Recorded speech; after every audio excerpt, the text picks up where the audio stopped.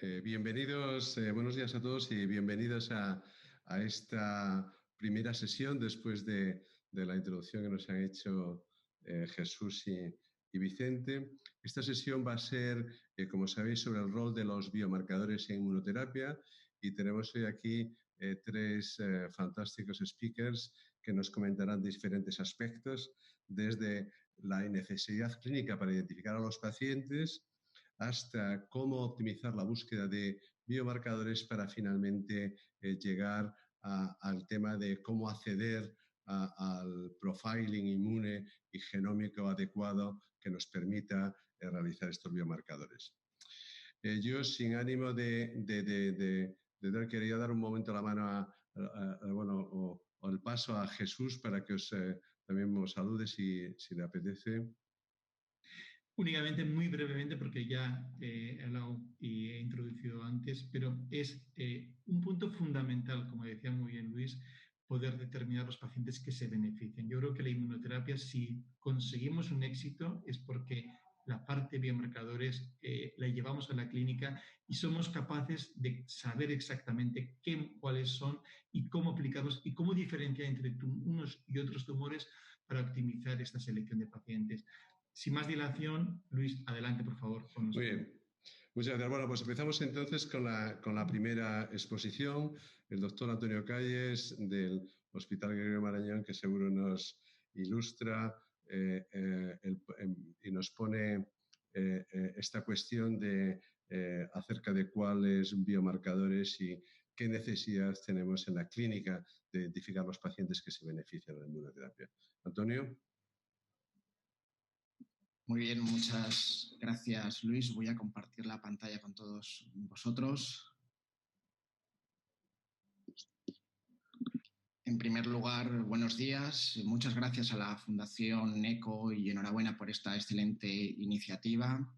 Y muchas gracias al Comité Científico por su amable invitación a dar esta presentación hoy, esta mañana, en este formato virtual, que yo creo que nos va a dar la oportunidad de aprender todos un poco de todos y de colaborar en aprender un poco más sobre algo a lo que estamos día a día, pues bueno, aprendiendo cosas nuevas porque es algo completamente ya novedoso para nosotros. Mi charla va a versar sobre la necesidad de identificar pacientes que se van a beneficiar de la inmunoterapia, tarea nada fácil. Y estos son mis conflictos de interés. Bueno, la agenda la he definido en 4 grandes bloques.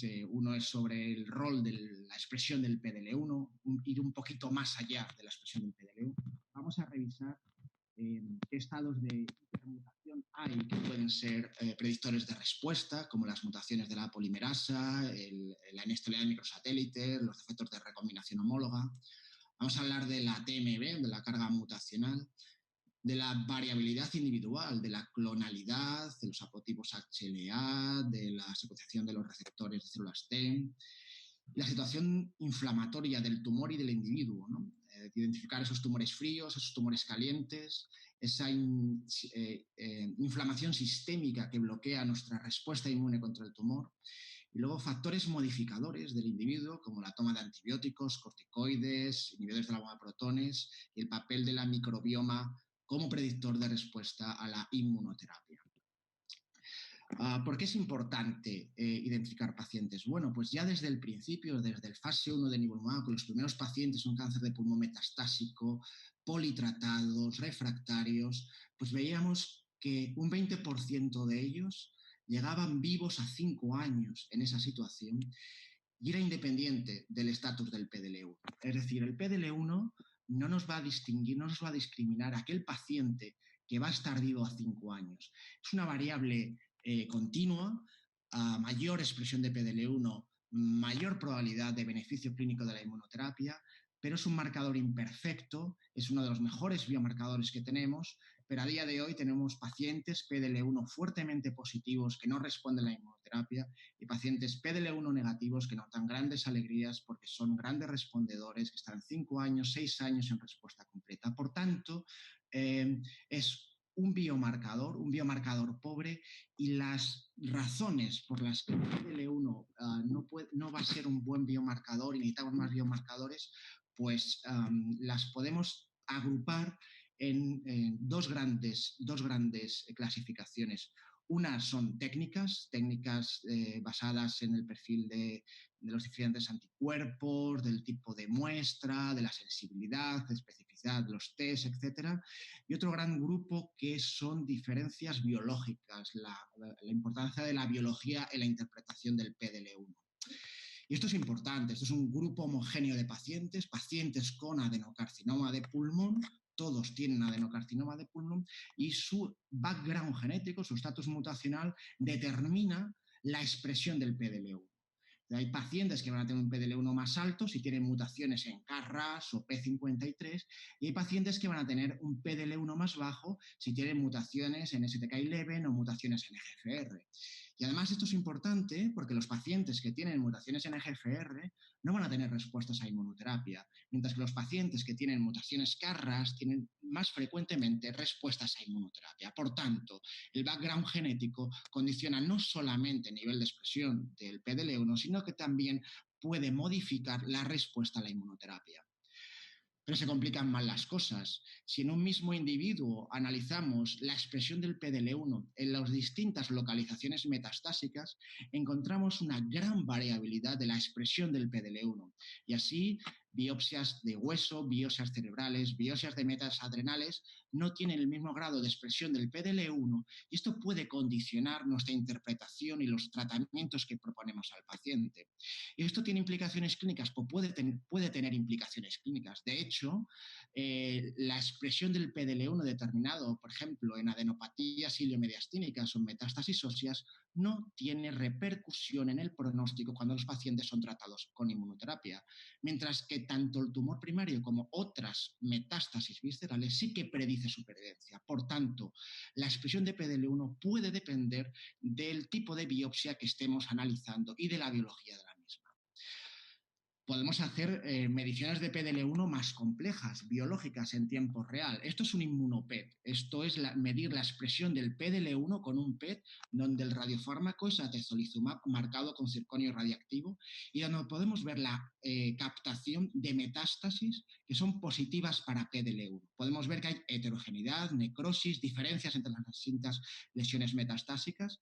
Cuando se analizan las diferentes metástasis con biopsias, con core biopsies, se ven que los puntos de captación en el PET corresponden a los puntos de mayor expresión del PDL1 y lo más importante, esta expresión en el inmunopet se correlaciona con el grado de respuesta y el beneficio de inmunoterapia. Por tanto, nuevas aproximaciones al diagnóstico biológico del PDL1 pueden ser más precisas a la hora de predecir la respuesta a inmunoterapia. Pero el PDL1 no está solo, no es un número, no es 50, no es 20, no es 100. Está dentro de un contexto. Esta es una muestra clínica de una adenocarcinoma de pulmón con una alta expresión del PDL1 en células tumorales, pero si nos fijamos además, estas células tumorales están completamente rodeadas de linfocitos CD8 PD1 positivo. Es decir, está el target, está la célula efectora donde tiene que estar. Este paciente es el que va a responder a la inmunoterapia, porque está todo montado, todo en su sitio, y son los pacientes que van a responder. Estas determinaciones por inmunohistoquímica se pueden complicar más, podemos hacer inmunofluorescencia múltiples con diferentes marcadores y podemos analizar la composición tumoral de los diferentes tumores, incluso pre y post tratamiento. Esto probablemente sea mejor predictor que la expresión de PDL1 utilizada de manera unitaria. De hecho, esta clasificación, esta heterogeneidad ha permitido una clasificación en grandes 4 grupos tumorales basados en la antigenicidad y el grado de expresión de respuesta inflamatoria, tumores fríos que no tienen un componente inflamatorio, tumores calientes donde hay un alto componente inflamatorio y donde hay antígenos que se están presentando de manera efectiva, tumores inmunoignorados donde el sistema inmune es incapaz de detectar ningún reconocimiento antigénico y tumores inmunoexcluidos, que se genera una barrera, un armazón donde el sistema inmune es incapaz de entrar y reconocer lo que está pasando ahí dentro.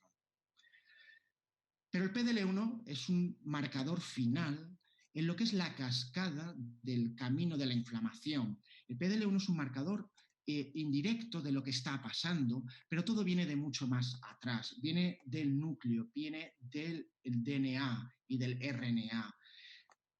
Lo que está pasando es que diferentes mutaciones en el DNA generan neoproteínas, neoantígenos, neoepítopos que son reconocidos por el sistema inmune. Entonces, cualquier situación que genere esas mutaciones puede generar una respuesta inmune y van a ser, en último término, las que sean las generadoras de una respuesta inmune adaptativa que pueden ser los predictores de respuesta.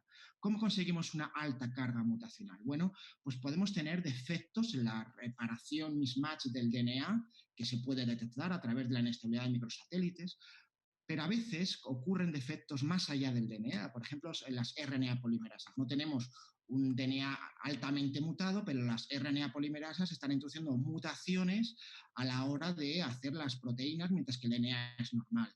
Los factores ambientales, las radiaciones ultravioletas y el tabaco son los responsables de que el melanoma y el cáncer de pulmón sean los tumores con mayor carga mutacional. También los defectos de recombinación homóloga producen una alta carga mutacional. Al final, esa carga mutacional se tiene que traducir en una mayor inmunogenicidad. Que haya una relación entre mayor mutaciones, mayor capacidad de neoantígenos potencialmente reconocibles por el sistema inmune. Y además estos neoantígenos tienen que ser capaces de inflamar el tumor y que entre el sistema inmunitario dentro del tumor para que hay una respuesta inmunadaptativa, hay una expresión del PDL1, que es el biomarcador que estamos utilizando a través de inmunohistoquímica, y cuando utilicemos los tratamientos de inmunoterapia, pues vayamos a predecir la respuesta. ¿Cuáles son los biomarcadores validados a día de hoy? Pues PDL1 en primer lugar, y también se está utilizando en la clínica la inestabilidad de microsatélites. ¿Por qué la inestabilidad de microsatélites? Bueno, pues a diferencia de una célula normal, una célula con inestabilidad de microsatélites no tiene capacidad de reparación del DNA e introduce muchas mutaciones que producen muchas proteínas nuevas que son neoantígenos, y eso hace que el sistema inmune infiltre esos tumores, son tumores ricos en un infiltrado inflamatorio, y el tumor genera una anergia en las células T mediante la expresión del PDL1. Por tanto, la prueba de concepto es estos tumores que tienen muchos neoantígenos, pero sobreviven gracias a la energía que producen sus puntos de control inmunológico. Si las bloqueamos con anticuerpos anti-PD1 o PDL1, deberían obtener respuestas a la inmunoterapia. Esto no va a ocurrir en todos los tumores. Los defectos de inestabilidad de microsatélites son más frecuentes en tumores del área genitourinaria y gastrointestinal, en contraposición con tumores de pulmón o glioblastomas. Por tanto, vamos a tener unos tumores con tumor endometrial, de próstata, algunos tumores no endocrinos, donde vamos a encontrar más frecuentemente la inestabilidad de microsatélites. Y esta es la demostración clínica de que ese approach fue efectivo, y es una primera aprobación de una inmunoterapia tumor agnóstica basada en un componente genético que era la inestabilidad de microsatélites. Más de 12 tipos tumorales incluidos, fundamentalmente cáncer colorectal, pero también tumores no del área colorectal, con alta tasa de respuestas, con medianas de supervivencia libre de progresión y supervivencias globales no alcanzadas a los 3 años de seguimiento. Esta es una aprobación histórica porque demuestra que un defecto genético es un predictor claro a la respuesta con inmunoterapia. Pasamos a la alta carga mutacional, el siguiente punto que tenemos para medir. ¿Estamos midiendo la carga mutacional? ¿Nos sirve para algo la carga mutacional? Bueno, es un biomarcador que se ha desarrollado muy rápidamente, es un nuevo biomarcador, y como todo lo nuevo, pues tiene muchas luces y muchas sombras que tenemos que ir aprendiendo poco a poco. Lo primero que tenemos que saber es que la TMB no se correlaciona con la expresión de PDL1. Son biomarcadores diferentes y no relacionados. Pero la carga mutacional en sí, como un número, tampoco tiene valor. De hecho, los tumores con más carga mutacional, como pueden ser melanoma y cáncer de pulmón, se relacionan con un alto número de mutaciones tipo transversión, es decir, la sustitución de una base púrica por una pirimidínica y al revés, que son las que van a dar mutaciones más neoantigénicas. Por contra, un tumor puede tener mucha carga mutacional, pero tener mutaciones de tipo transición, es decir, constituye una base púrica por otra púrica, donde el impacto final en la proteína es más bajo y por tanto la capacidad de hacer neoantígenos es más baja. Por tanto, no solamente el número, sino la calidad de esas mutaciones es importante. Y si nos fijamos en el caso claro del cáncer de pulmón, pues el escamoso, es un tumor muy relacionado al tabaco, tiene una distribución homogénea de número de mutaciones. Probablemente en tumores escamosos el TMB no es importante, porque ya de por sí son pacientes con una alta carga mutacional. Por el contrario, en pacientes con adenocarcinoma de pulmón vemos una distribución más alargada. Es una distribución bimodal. Hay pacientes con alta carga mutacional, muchos de ellos relacionados con el tabaco, pero luego hay pacientes con baja carga mutacional. Probablemente son los tumores no relacionados con el tabaco, son los que son más frecuentemente relacionados y los que se encuentran mutaciones activadoras tipo GFR, ALK, ROS1, etc.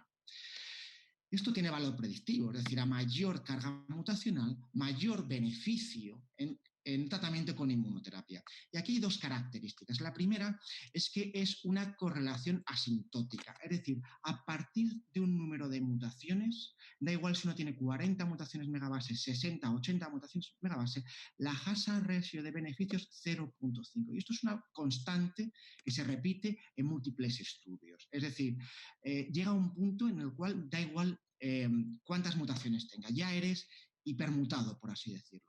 El segundo punto importante, de las mutaciones de la TMB es que ese punto de corte varía en función del subtipo tumoral. No es lo mismo melanoma, cáncer de pulmón, cáncer de endometrio, cáncer de mama. Cada cáncer va a tener un punto de corte alto que lo va a distinguir. Por tanto, muy importante validar todo esto en subgrupos específicos de manera prospectiva. TMB, que es complicado determinar en tejido porque a veces es necesaria mucha cantidad de tejido, también se puede determinar en sangre, mucho más fácil, rápido y probablemente coste efectivo. Hay una gran correlación, no el 100%, pero hay una gran correlación entre la carga mutacional medida a nivel tisular con la que se mide a nivel plasmático en una determinación de sangre, y hay actualmente estudios prospectivos que están validando el TMB en sangre como un factor predictivo de respuesta a la inmunoterapia. ¿Pero realmente lo estamos utilizando en la clínica? Bueno, pues realmente nosotros no. Y eso que a pesar de que los datos preliminares eran muy interesantes, sobre todo cuando lo combinábamos con el PDL1. Fijaos los datos del CheckMate 227, primera línea cáncer de pulmón metastásico, en aquellos pacientes con alta carga mutacional, alta expresión del PDL1, grandísimo beneficio para los pacientes que recibían el doble bloqueo con inmunoterapia o la inmunoterapia sola. Por contra, aquellos pacientes PDL1 negativo con baja carga mutacional, la quimioterapia tenía el mismo efecto que la inmunoterapia y la inmunoterapia no aportaba ningún beneficio sobre la quimioterapia. Por tanto, seguro que la TMB tiene un valor, pero tiene aún que demostrarlo.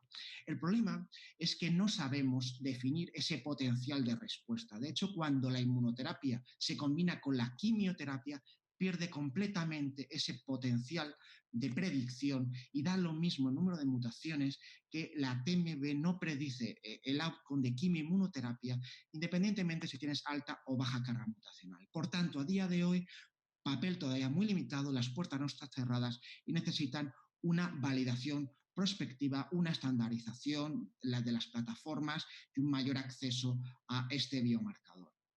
Pasamos a la inmunogenicidad. Hemos hablado del TMB, pero realmente esto es solamente un número. ¿Realmente esas mutaciones se correlacionan con mayor inmunogenicidad? Bueno, pues esto es un camino largo y complicado. Es decir, desde que se produce la mutación, se produce la proteína, se procesa en el proteasoma, se traslada al complejo mayor de histocoagulabilidad y en función del tipo de complejo mayor de histocoagulabilidad que se presente, tiene mayor o menor complejidad. En función de esa mutación es clonal, troncal o residual subclonal, vamos a tener mayor o menor respuesta.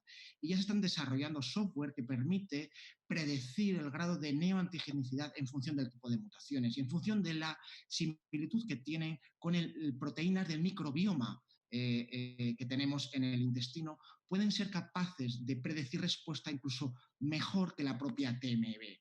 Por tanto, otro área de interés. De hecho, el haplotipo y la heterogenicidad de HLA va a determinar si esa antigenidad es mayor o menor y la respuesta y el beneficio a la inmunoterapia.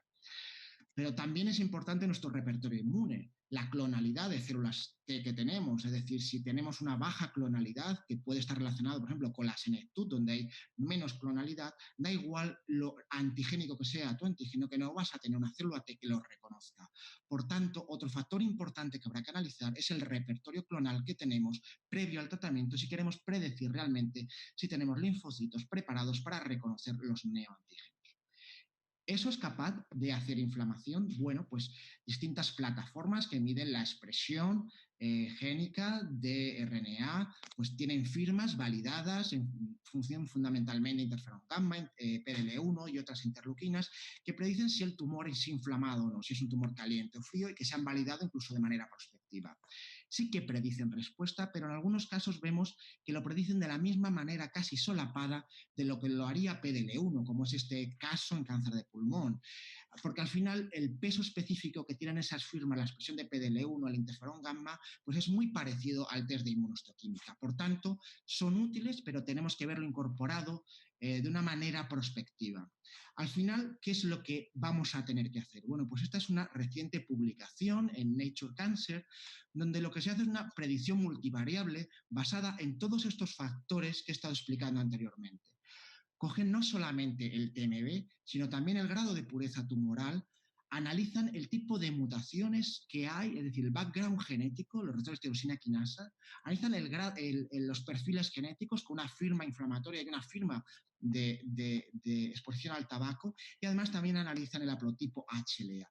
Y se dan cuenta que cuando utilizan este modelo predictivo es superior a cualquiera de estas variables individuales. Por tanto, el futuro, en una respuesta tan compleja como es la respuesta inmune, vamos a tener que acoplar muchos factores en modelos multivariables para hacer inmunoscores. Pero no solamente va a depender de eso, también va a depender de factores individuales. Pacientes que tienen una alta inflamación sistémica, que la podemos medir fácilmente en una analítica de sangre, una elevación, pacientes con alta elevación del LDH o con un ratio neutrófilo-linfocito alto, tienen muy mala respuesta a la inmunoterapia. Es decir, esa inflamación sistémica va a bloquear cualquier intento de respuesta a la inmunoterapia. Los corticoides, que son inmunosupresores potentes, van a bloquear la respuesta inmune, y hay estudios en los que pues sugieren que el tratamiento crónico, el tratamiento con los esteroides a dosis altas, pues va a reducir el beneficio a la inmunoterapia. Pero no solamente los corticoides, también los antibióticos, que pueden cambiar la composición del microbioma intestinal y de esta manera modificar la calidad de la respuesta inmune por el entrenamiento que hacen las placas de Peyer, los linfocitos, y empeorar la respuesta que tenemos a la inmunoterapia. Por tanto, factores que son fácilmente modificables en una semana de esteroides, de antibióticos, puede cambiar completamente todo lo que teníamos planeados. Y fármacos de la práctica clínica habitual, como los inhibidores de la bomba de protones, como tratamiento con omeprazol, también pueden modificar la flora intestinal y modificar la respuesta a la inmunoterapia. Por tanto, y en definitiva, ¿hacia dónde nos movemos para terminar la charla, la presentación? Hacia un modelo de inmunograma o de inmunoscores. Clasificar y catalogar pacientes en función de perfiles complejos que incluyan todas estas variables. Al final, lo que queremos es, igual que en el resto de tumores, una inmunoterapia personalizada y de precisión. Queremos dar al paciente adecuado la inmunoterapia adecuada en ese momento adecuado. Y para eso será necesario hacer estas subclasificaciones inmunes para predecir y validar el tipo de aproximación terapéutica que vamos a hacer en función de estos inmunoscores y el background que haya de inmunoterapia para estos pacientes. Espero que la presentación haya sido de vuestro interés y os doy las gracias por vuestra atención, y abierto a cualquier pregunta que me queráis hacer en el momento de la discusión. Muchas gracias. Perfecto, Antonio. Muchísimas gracias por tu excelente revisión de todas las opciones posibles que puede haber en el contexto de los biomarcadores de la inmunoterapia. Haremos preguntas después en el turno de debate y discusión. Pasamos a la siguiente ponencia, a cargo del doctor Santiago Ramón y Cajal, jefe del Servicio de Anatomopatología del Hospital Vall d'Hebron de Barcelona, y nos va a contar cómo se puede optimizar la búsqueda de nuevos biomarcadores a la inmunoterapia. Santiago, cuando quieras. Bueno, muchas gracias a todos vosotros y a la Fundación ECO por estar aquí. Es para mí todo un honor. Voy a compartir la pantalla, a ver si va bien.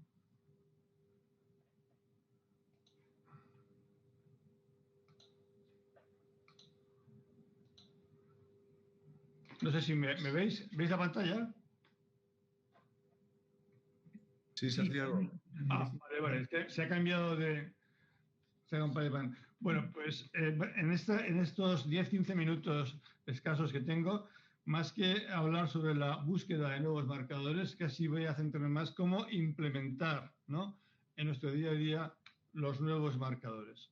Y para ello, básicamente, me voy a centrar en 3 aspectos que yo creo que todos tenemos que saber, oncólogos, biólogos y patólogos, que son los que tenemos que hacer los diagnósticos. Una primera parte, unas par de conceptos básicos. En segundo lugar, qué es lo que hacemos hoy en día. Y en tercer lugar, qué es lo que estamos ya empezando a hacer y con perspectivas a medio plazo. Hay que entender todos que yo creo que es aceptado ya unánimemente que el cáncer es una enfermedad fundamentalmente no de un único clon, sino de múltiples clones tumorales que sinergizan entre sí. Es decir, no es ya cuestión de atacar un único clon, sino que hay varios clones con diferentes alteraciones genéticas y complementarias y que en conjunto van a tener las propiedades globales para infiltrar y dar metástasis.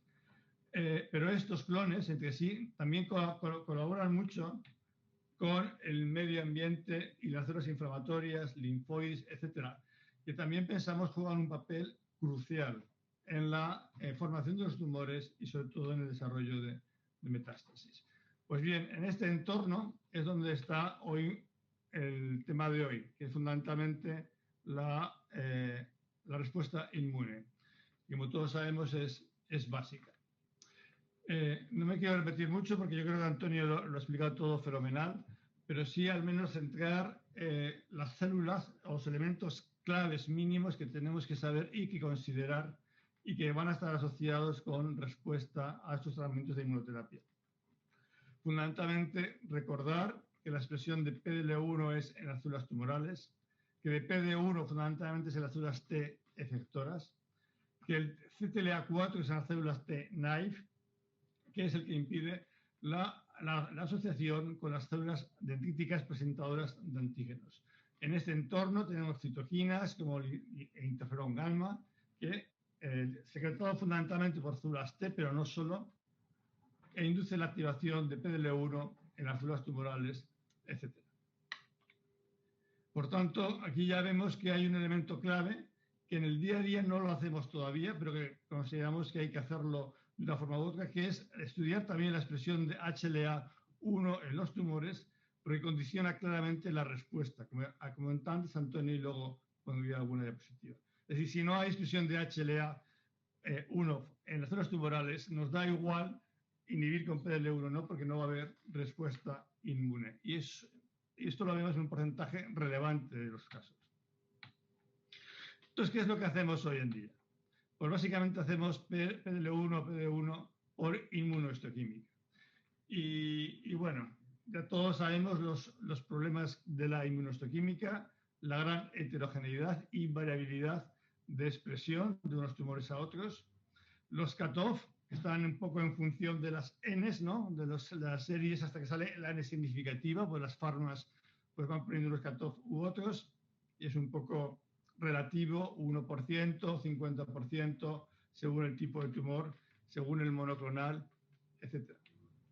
Lo que sí que es interesante, que también ha comentado antes Antonio, es que se ve con frecuencia heterogeneidad o variabilidad de la expresión en un mismo paciente, en el tumor primario y en las metástasis. Este es un caso, no sé si veis mi puntero, que en las metástasis todos los clústeres sean positivos, en cambio el tumor primario pues sea un porcentaje menor del 50%. Es decir, esta variabilidad importante se ve en torno al 70% de los casos, por lo menos.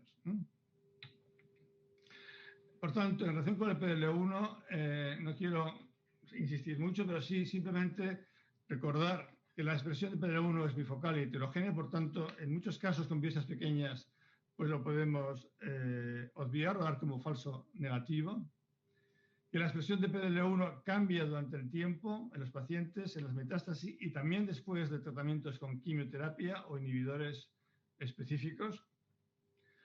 Que algunos de los epítopos que se consideran para los estudios inmunohistoquímicos son inestables y es un problema muchas veces de la fijación y manipulación de las muestras y puede llevarnos a errores de diagnóstico.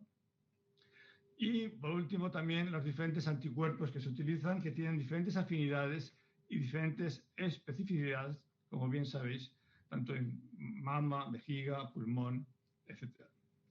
De hecho, cuando combinamos varios anticuerpos en los mismos casos, puede haber discordancias de hasta un 20% en la valoración de los mismos en función de qué anticuerpo estamos utilizando.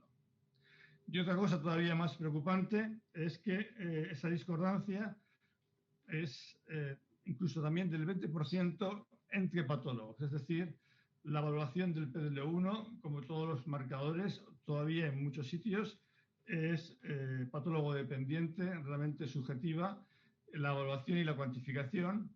Incluso hay trabajos en que esa concordancia, bueno, ese cutoff del 50%, pues bien, pues solamente ni el 80% de los patólogos coincidían en ese cutoff. Este es un punto importante a la hora de considerar qué queremos hacer para optimizar esta evaluación, que es un tema importante en PDL1 y en otros marcadores. Por tanto, ¿qué es lo que estamos planteando y empezando ya a hacer? Yo creo que es básico trabajar en red, sobre todo digitales, y en nodos diagnósticos y moleculares, como os contaré al final, que en Cataluña ya estamos en ello, que conlleva la digitalización de todas las imágenes, la implementación de la patología computacional para tener números objetivos, la aplicación, estamos ya también en ello, de la inteligencia de algoritmos básicamente, y luego optimizar el diagnóstico molecular y fenotípico, con todos estos actores y factores que se han ido comentando, que ha comentado antes sobre todo Antonio, ¿no? A nivel de la patología digital lo tenemos muy claro. Yo creo que en el futuro de la patología pasa por la digitalización de las imágenes. Por una parte va a favorecer la equidad diagnóstica o la disminución de la discordancia diagnóstica del tumor en sí, entre los patólogos que podamos consultarnos, pero sobre todo a nivel, en esta parte de los biomarcadores, aquí tenéis un caso en rojo, células positivas al PDL1, cómo con algoritmos podemos cuantificar de una forma objetiva y, por tanto, el sesgo de la subjetividad del patólogo, obviarlo. Yo creo que este es un punto importante. Además, con ello, también podemos empezar a hacer ya algoritmos ya de inteligencia artificial, de deep learning, etc. En ese sentido, no me quiero extender, pero básicamente para nosotros y para toda la medicina en general va a ser muy importante a la hora de ayudarnos en los diagnósticos diferenciales, fundamentalmente todos estos algoritmos de inteligencia artificial que algunos ya predicen hasta a nivel radiológico el background molecular. Bien, ¿cómo podemos optimizar todo esto que queremos implementar? Pues bien, primero, no me quiero repetir mucho, pero ya lo ha dicho Antonio antes extensamente. PDL1 no es suficiente. Sabemos que hay casos, un porcentaje relevante de casos positivos que no responden bien a la inmunoterapia.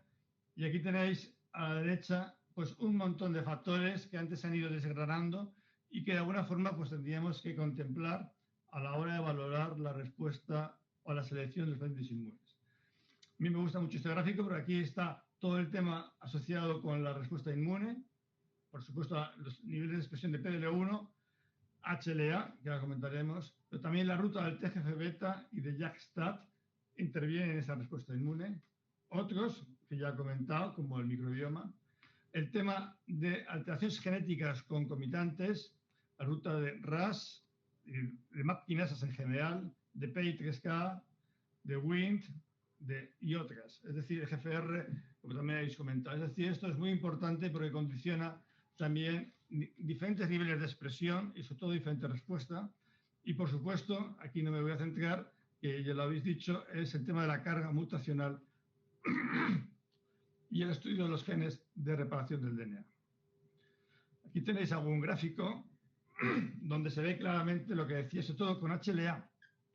Y para mí es uno de los temas prioritarios que deberíamos implementar ya. Es decir, cuando no hay HLA en las células, nos da igual dar PDL1, anti-PDL1 o no darlo. Es decir, la respuesta es la misma porque no va a haber respuesta inmune. Y esto es una cosa obvia desde el punto de vista inmunológico y que no se hace rutinariamente. esto conlleva lo que también comentábamos de los TILs, los tumores calientes. Es decir, hay una gran correlación entre los niveles de HLA, lógicamente, y el infiltrado linfoide, sobre todo entre las células tumorales, aquí, como veis aquí. Y estos tumores calientes son los que mejor responden, obviamente. Bien, y luego tenemos todas las alteraciones genéticas. Aquí pues, he puesto un resumen de las que son más conocidas, que pueden condicionar la respuesta, del EGFR, ALK, mutaciones de LKB1, de MET, de PI3K, beta-glutenina, amplificaciones del MDM2 y otras más recientes que son las citoquinas, y especialmente esto está solamente en un ensayo clínico con un inhibidor en Estados Unidos, que es la regulación de la traducción de la PDL1 a través de P38 y sobre todo de un factor que es el EIF4, que es fosforilado, que se puede inhibir con inhibidores de una quinasa que es la MINC, la MNK, ¿no? Pues bien, esto en proyectos que están ahora ongoing, digamos, francamente interesantes, hay mucha relación entre la activación de este factor y los niveles de PDL1. Y se está viendo que inhibiendo este factor a nivel de su quinasa disminuyen los niveles de PDL1. Lo digo porque sí que es un factor que se puede determinar fácilmente en tejido y es un factor cuya inhibición no conlleva efectos secundarios relevantes. Pero bueno, esto lo dejamos para otro día, quizá. Entonces, ¿cómo optimizamos el diagnóstico? Es decir, para hacer todo esto en nuestro laboratorio, en los servicios de patología, tenemos que hacer, por una parte, el tema molecular y el tema del PDL1. Por supuesto, después del diagnóstico correcto anatomopatológico, que es fundamental. Aquí no se contempla, yo creo ya, ningún otro escenario que no sea NGS, es decir, paneles múltiples de genes a nivel tanto de DNA como de RNA en las muestras tumorales. Esto yo creo que en muy poco tiempo tendrá que ser extensible a todos los centros, incluyendo todas las alteraciones genéticas que decía anteriormente y otras que continuamente se van describiendo. Para optimizar estos NGS, lo que nosotros al menos aquí en el Valle de Hebrón, en pocas semanas vamos a empezar a optimizarlo a nivel de parafina. ¿Y cómo lo queremos hacer? Seleccionando y concentrando mucho más el componente tumoral versus el no tumoral. Y para esto hay una tecnología que es la de DEP-Array, que hace una citometría de flujo en los cortes de parafina y selecciona las células tumorales, o las que nosotros digamos, del resto, con lo cual tenemos mucho más concentrado el componente tumoral y la probabilidad de eficiencia del NGS es mucho más alta. Consideramos que esto tiene también una gran importancia para este estudio de biomarcadores y también, por supuesto, para la heterogeneidad intratumoral. Por supuesto, hay que complementarlo todo esto con el estudio del landscape de inmune, es decir, de todos estos actores que intervienen en la respuesta inmune, que decía anteriormente y también Antonio, que la única forma hoy por hoy es con multiplexing, es decir, con múltiples anticuerpos de diferentes colores que nos marcan PD1, PDL1, CTLA4, HLA, de los linfoides, etcétera, y con eso tener una fórmula de tumores calientes, tumores fríos e intentar hacer correlaciones. Nosotros todavía no tenemos experiencia en nuestra plataforma, pero sé que Luis y otros ya en muy poquitos ya van teniendo y pinta muy bien. Hay otras plataformas. Y por último, otra cosa que estamos planteando es el tema de los organoides, que también entiendo que hasta ahora ha sido un poco muy desafiante porque es difícil de optimizar y de tener un rendimiento adecuado, pero estamos ahora animados porque ahora hay un modelo que está mucho más estandarizado de una empresa de Singapur, que vamos a intentar también validarlo, porque con estos organoides, en menos de una semana, no solamente podemos hacer el background molecular en más tejido, podemos hacer la respuesta a fármacos, sino que también ya hay trabajos que están intentando hacer conjuntamente organoides con los TIL del propio paciente y ver la respuesta inmune. Yo creo que esto, si se llega a optimizar de tal forma que pueda ser reproducible en corto espacio de tiempo en diversos laboratorios, puede ser también de alto interés. ¿eh? O al menos merece la pena intentarlo. Bien, ¿y cómo lo que vamos a hacer todo esto? Estos son plataformas muy caras en general y al menos yo el modelo que tenemos ahora en el ICS, en Cataluña, es un nodo. Los 7 grandes hospitales del ICS estamos ya conectados en red, tanto a nivel digital, un proyecto que ya está en marcha, como a nivel molecular, que estamos en ello. Entonces, la idea es, sobre todo en los 3 grandes centros, coordinar todos los estudios moleculares que os decía antes, de NGS, de inmuno, etcétera, de tal forma que así podamos concentrar, que el rendimiento económico sea aceptable, porque si no es un gasto tremendo cuando el número de pacientes es pequeño, etcétera, y dar servicio a varios millones de personas, ¿no? Por tanto, ya termino. En estos minutos, pues básicamente lo que quería incidir es, primero que tenemos que, con lo que tenemos hoy en día, hay que optimizar el estudio del PDL1, ¿vale? Y para esto yo creo que es fundamental empezar a digitalizar y la patología computacional, o al menos cuantificarlo de una forma algorítmica reproducible, para evitar el sesgo entre patólogos. En segundo lugar, que tenemos ya que empezar a utilizar tecnologías multiplexing, tanto a nivel de inmuno como a nivel de DNA y RNA, con todas esas alteraciones que veis aquí y más que se están describiendo que pueden condicionar la respuesta clínica. Y estos estudios son baratos en comparación con lo que cuestan los anticuerpos, ¿no? Pues muchas veces, muchos de estos paneles ya por menos de 500 euros los podemos hacer de una forma rutinaria, ¿eh? Cuando tenemos una N de pacientes adecuada.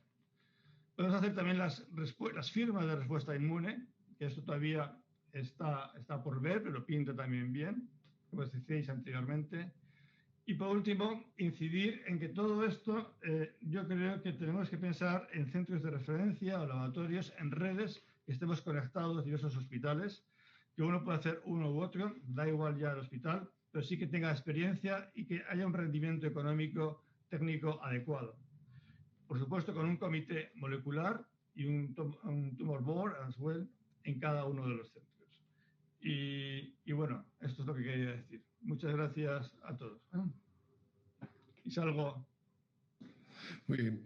Muchas gracias, Santiago, por tu excelente puesta en escena de este tema de la optimización de los biomarcadores. Pasamos entonces ya a la última presentación de esta sesión, que, como sabéis, irá a cargo del doctor Luis de la Cruz, jefe de servicio del Hospital Universitario Virgen Macarena de Sevilla, y que versará de un tema importante, porque de qué nos vale tener biomarcadores de gran calidad, que los optimicemos, si al final no somos capaces de llevarlo a la decisión clínica, ¿no?, cuando tenemos al paciente delante. Luis, cuando quieras.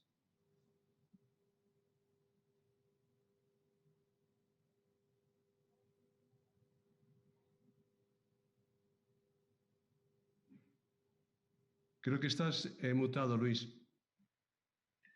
Sí, ¿ahora me escucháis? Sí, sí, sí.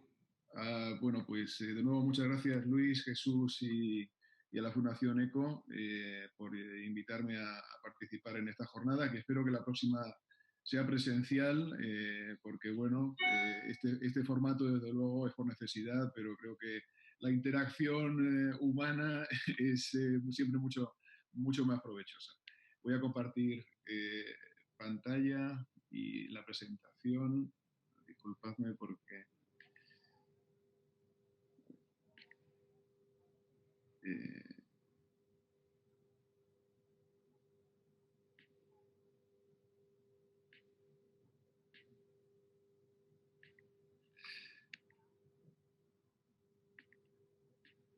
porque no me sale la pantalla aquí. Vamos a ver.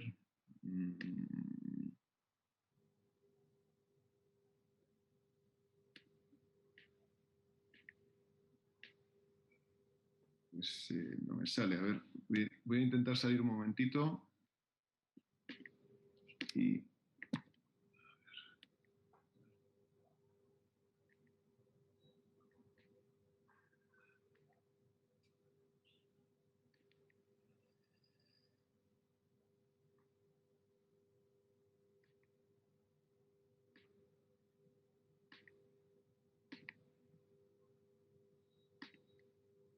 Ahora creo que sí.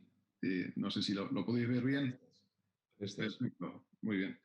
Bueno, pues efectivamente, como decía Luis, yo voy a tratar de un poco de aterrizar al terreno práctico cuáles son realmente los biomarcadores que a día de hoy tienen utilidad desde un punto de vista clínico y que se deben de implementar, yo creo que a nivel general en todos los centros, ¿no? Estos son mis conflictos de interés.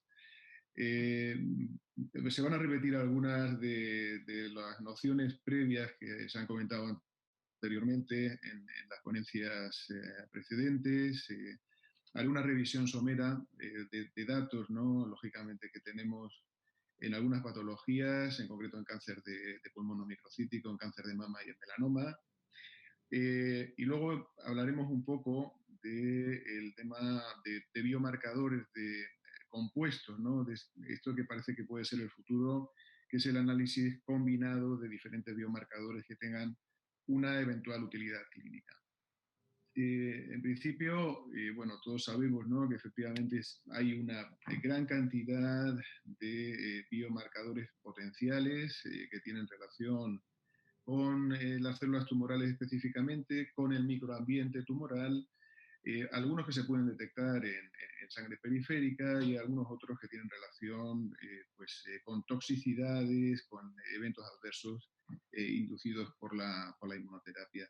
La realidad es que a día de hoy utilidad real y absolutamente indiscutible, existen muy pocos biomarcadores a nivel inmunológico que nos puedan predecir ese beneficio o esa respuesta a la inmunoterapia. Y empezando por pulmón, donde ha habido un extenso desarrollo del análisis de biomarcadores y en concreto de PDL1, pues hacer énfasis en algo que ya hemos comentado, es decir, existe heterogeneidad en cuanto a los anticuerpos empleados para análisis de PDL1, en cuanto a los cutoff que se han empleado los diferentes ensayos para considerar positividad a PDL1, y esto introduce lógicamente una complejidad de índole práctica en los servicios y departamentos, yo creo, de anatomía patológica en cuanto a cuáles son los anticuerpos y las plataformas idóneas para el análisis de PDL1. Esto ha ocurrido en los ensayos con inmunoterapia, en monoterapia, en combinación. También se han empleado, según las diferentes compañías, según las diferentes farmas, anticuerpos monoclonales diferentes, anticuerpos o clonas, perdón, de anticuerpos diferentes y, como digo, también cutoff diferentes en función del ensayo clínico diseñado. También el ensayo Checkmate 227 es un ensayo complejo que requiere de un análisis de PDL1, pero también de carga mutacional y que hace una correlación clínica de resultado clínico en función de estos datos de carga mutacional y de positividad a PDL1. Es una aproximación muy interesante porque que pretende enriquecer o conocer cuáles son las poblaciones enriquecidas o con una mayor probabilidad de beneficio con las diferentes estrategias de tratamiento, pero realmente también es complejo conseguir una validación de estos resultados con ensayos adicionales. Y yo creo que esto es una diapositiva que resume bastante bien la situación que tenemos. Es decir, hay diferentes casas comerciales, hay diferentes clonas de anticuerpos que determinan PDL1 y existen diferentes cut-off para determinar esa positividad a PDL1. Y asimismo también existen diferentes compartimentos donde analizar PDL1, células tumorales o células del sistema inmune. Y esto ya es una primera complicación que complica lógicamente el análisis y la determinación de positividad a este biomarcador. El esfuerzo del ensayo, del estudio Blueprint 2, creo que es muy interesante para tratar de homogeneizar esta información y hasta cierto punto tranquilizador que la mayoría de patólogos, había una concordancia importante en cuanto al scoring en células tumorales, una concordancia moderada, fuerte en la mayor parte de los análisis de PDL1 por inmunistoquímica. Sin embargo, dependiendo de la clona de anticuerpo empleado, pues aquí sí que había una mayor discordancia. La clona 7310 por una alta sensibilidad de determinación de PDL1 positivo, o bien la SP142 con una baja sensibilidad. Por tanto, no todos los anticuerpos son o sirven igual, ¿no? O digamos, se puede determinar de la misma manera la positividad de PDL1. Realmente a día de hoy, y lógicamente con los grandes expertos que tenemos de cáncer de pulmón en esta reunión, no puedo abundar en esto, pero efectivamente yo creo que de forma práctica la determinación de PDL1 fundamentalmente sirve para discriminar a esa población strong positive, es decir, con una altísima positividad de PDL1 en células tumorales, que es lo que puede determinar una orientación terapéutica hacia inmunoterapia sola o una combinación de quimio-inmunoterapia, pero el resto de determinaciones o de scores, incluido la carga mutacional total, a día de hoy no es capaz de discriminar cuál es el mejor tratamiento, cuál es la mejor estrategia terapéutica en los pacientes con cáncer de pulmón no microcítico. ¿Y cuáles son las principales limitaciones que tenemos en estos dos biomarcadores? Bueno, se han comentado, ¿no? Con anterioridad. Tenemos diferentes anticuerpos, diferentes clonas, no todas tienen la misma validez. Existen también, o no hay una concordancia entre todas ellas. Hay diferentes sistemas de puntuación, de score. La expresión de PDL1 es heterogénea y depende de dónde se tome la muestra de tejido, del estadio, de los tratamientos previos, ya ha comentado Santiago anteriormente. También la administración de tratamiento previo puede hacer que PDL1 varíe, es un marcador dinámico, pero puede ser y es de utilidad a día de hoy para la indicación de tratamiento con inmunoterapia en cáncer de pulmón no microcítico. No tiene valor predictivo cuando se administra quimioinmunoterapia. En el caso de la carga mutacional total, bueno, tenemos métodos también para determinarlo no solo en tejidos, sino también en sangre periférica, que probablemente sea el futuro porque tiene una mayor accesibilidad, es una prueba mucho menos cruenta y que da una información que parece bastante fidedigna, pero en la actualidad el cutoff realmente todavía es desconocido. ¿Cuál es el mejor cutoff para determinar carga mutacional total? Y también en cáncer de pulmón no microcítico no tiene un valor predictivo reconocido en quimio, cuando se administra quimio inmunoterapia. Realmente parece que yo creo que caminamos hacia el análisis combinado de estos factores, ¿no? De carga mutacional total, de PDL1 y desde luego de otros tipos de análisis que pueden hacernos discriminar mejor cuál es la población de pacientes susceptible de tratarse con inmunoterapia.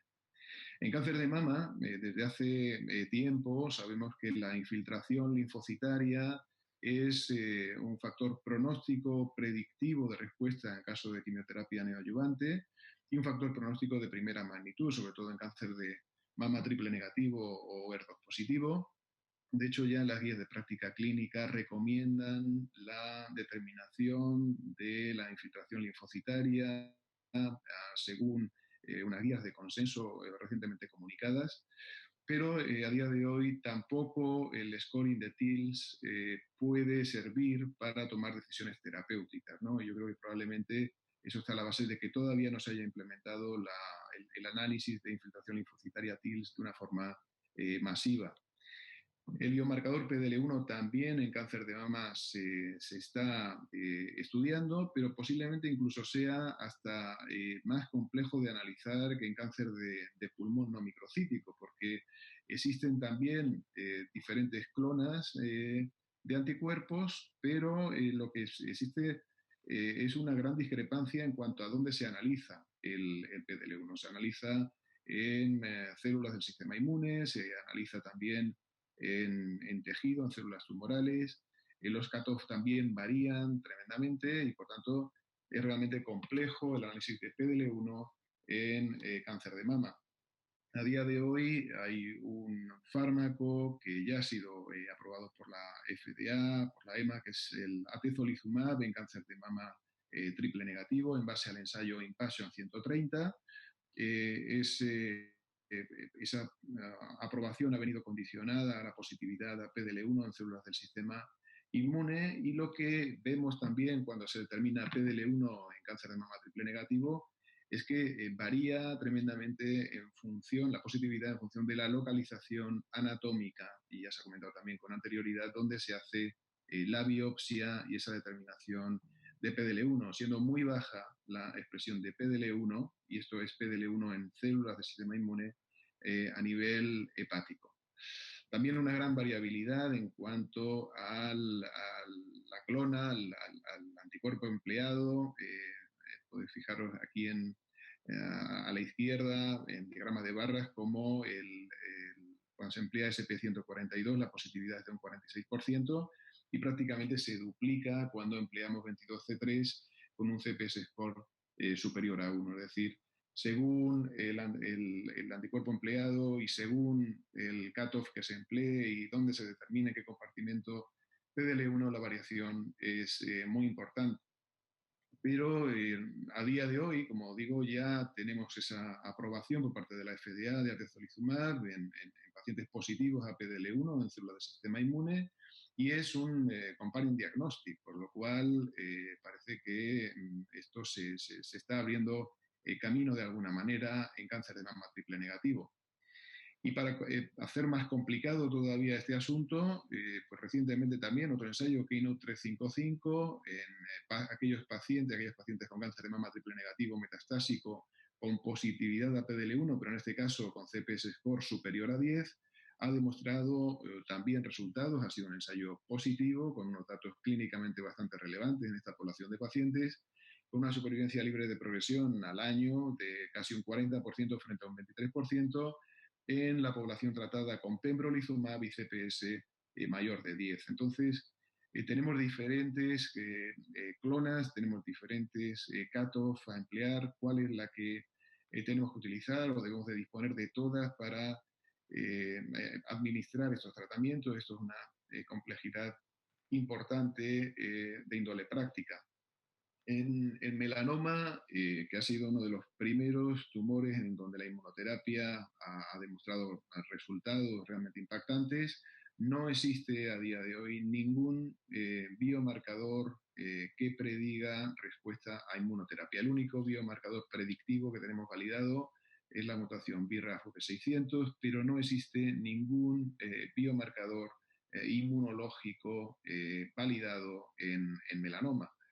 Es, por supuesto, una gran cantidad de análisis, de estudios, en concreto, también recientemente comunicado, con análisis de carga mutacional total y firma génica de inmunogenicidad, que demuestra cómo en pacientes tratados con pembrolizumab, cuando analizamos según carga mutacional y según firma de expresión de inflamación, firma génica de inflamación, podemos identificar una población más respondedora a la inmunoterapia y cuando hacemos un análisis combinado de ambos factores, de esta firma génica y de carga mutacional total, pues podemos distinguir a una población de pacientes que no va a beneficiarse del tratamiento, aquí abajo a la izquierda podéis ver, o aquella otra población más enriquecida, donde existe un sustrato inmune más importante basal y que va a beneficiarse claramente de la inmunoterapia. Probablemente hacia esto, hacia lo que tengamos que ir, ¿no? Es decir, hacia un un rango de posibilidades de respuesta a los tratamientos. Y lo ha comentado anteriormente Santiago, yo creo que es muy importante la patología digital, la incorporación de la patología digital de una forma estandarizada y homogénea, porque nos permite reconocer mejor y de una forma, ya digo, homogénea, cuáles son esos microambientes inmunológicos con una mayor probabilidad de respuesta a los tratamientos. Este es un trabajo en melanoma donde se analizan firmas de biomarcadores PD1, PDL1 y HLA-DR, AIDO, y donde se puede determinar que allá donde existe coexpresión de HLA, de PD1, PDL1, en aquellos pacientes que expresan esa positividad con un algoritmo anatomopatológico según patología digital, son los pacientes que van a obtener un mayor beneficio del tratamiento con inmunoterapia con un impacto en supervivencia global a largo plazo. Indiscutiblemente creo que a día de hoy el biomarcador idóneo que tenemos es la inestabilidad microsatélite y los defectos de reparación del DNA. En diferentes tumores pueden portar esta alteración molecular. Ya se ha comentado con anterioridad, pues tumores de la esfera gastrointestinal, ginecológica, pueden presentar un porcentaje mayor de deficiencia de genes de reparación del DNA, y eso hace que podamos identificar una población de pacientes realmente que se beneficie de una forma muy notable y clínicamente significativa, clínicamente relevante del tratamiento con inmunoterapia. Este, desde luego, es el biomarcador más importante que tenemos a día de hoy, inmunológico, y yo creo que se tiene que implementar en todas las unidades, en todos los servicios y en todos los hospitales para poder determinar qué población de pacientes puede tratarse con inmunoterapia. Por ir concluyendo, la accesibilidad y la implementación de biomarcadores en inmunooncología se tiene que guiar por la utilidad clínica incuestionable a día de hoy. Se tiene que estandarizar todos estos biomarcadores y, por supuesto, seguir un proceso de validación. La disponibilidad técnica cada vez es mayor, y yo creo que lo hemos visto en las ponencias anteriores, y los costes cada vez son menores. Por tanto, no creo que sea una limitación o una barrera muy importante, simplemente no, pero requiere desde luego de una coordinación a nivel de redes, como ha comentado anteriormente Santiago, y los biomarcadores inmunológicos que están ready to use, que se deben de emplear ya en la práctica habitual, a mi entender, es la inestabilidad de microsatélites, como hemos comentado, PDL1 en células tumorales en cáncer de pulmón no microcítico, y casi que diría que poco más, realmente con una utilidad incuestionable, poco más. Es decir, yo creo que todo esto tiene que venir guiado por una utilidad clínica, práctica y contrastada. Y probablemente el futuro nos lleve hacia modelos predictivos, ¿no? Donde tengamos que integrar diferentes biomarcadores que hayan demostrado utilidad, carga mutacional total, firmas génicas de inmunogenicidad, PDL1, TILS. Tendremos que acostumbrarnos a valores predictivos positivos y negativos de probabilidad de respuesta a la inmunoterapia utilizando todos estos biomarcadores, pero desde luego todavía queda mucho camino por recorrer. Y hasta aquí mi presentación. Muchas gracias. Ya dejo de compartir pantalla y abierto a la discusión y al debate. Muchísimas gracias, Luis. Desgraciadamente nos hemos pasado el tiempo que teníamos para la mesa actual y tengo que, aunque me quedo con muchas preguntas, y yo creo que nos quedamos todos con muchas preguntas, tenemos que dar paso a la mesa siguiente, sin antes agradecer en nombre de Luis, que ha estado moderando conmigo esta mesa, a todos vosotros, a Antonio, Santiago, a Luis, por vuestras excepcionales presentaciones, por las magníficas aportaciones que desde luego nos habéis puesto en perspectiva lo que son y dónde estamos ahora mismo en biomarcadores y la necesidad de trabajar en este campo que es crítico para el desarrollo de la inmunoterapia en todos los tipos de tumores. Y no sé si quieres añadir algo más, Luis, antes de que cerremos esta mesa. No, perfectamente. Muchas gracias a todos. Muchas gracias a ti también, Jesús. pasemos a la... Y únicamente ceder ya el relevo a la segunda sesión sobre inmunorevolución en el cáncer de pulmón a cargo del doctor Provencio y del doctor Camps. Muchísimas gracias a todos y enhorabuena por las magníficas presentaciones.